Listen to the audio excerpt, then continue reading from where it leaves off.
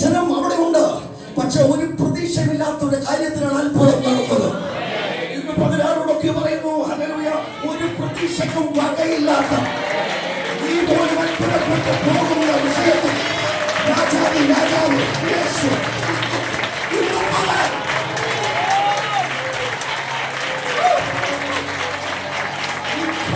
വിഷയത്തിൽ അത്ഭുതം പ്രവർത്തിക്കാൻ അത്ഭുതം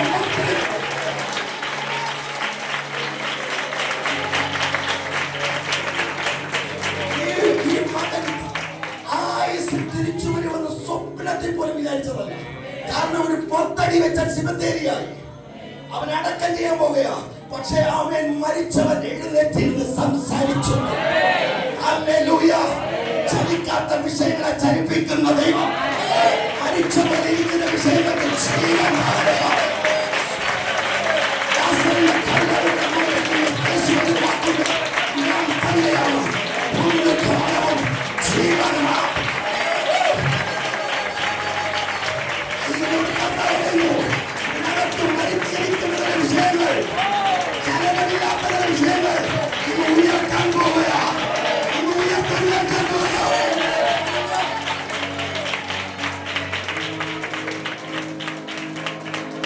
ശക്തമായി വിശ്വസിക്കുന്നവരാമേ പറഞ്ഞേ.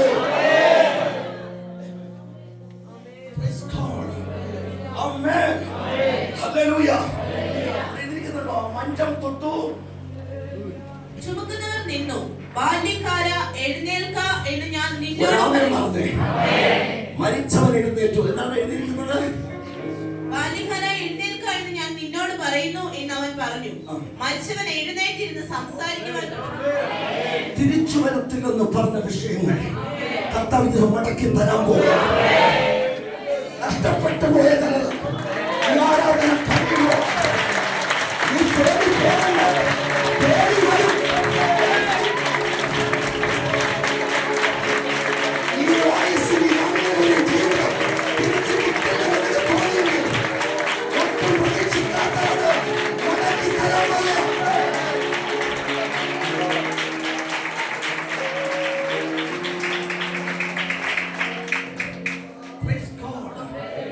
അനുഭവിച്ചു നോക്കുമോ?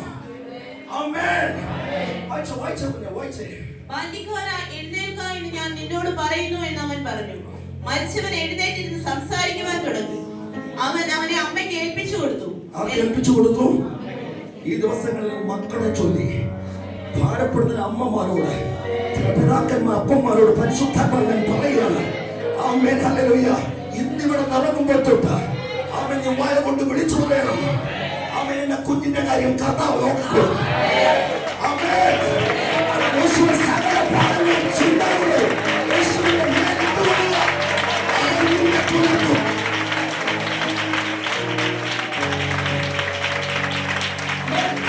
കരങ്ങൾ ഉയർത്തുന്ന ഹല്ലേലൂയ.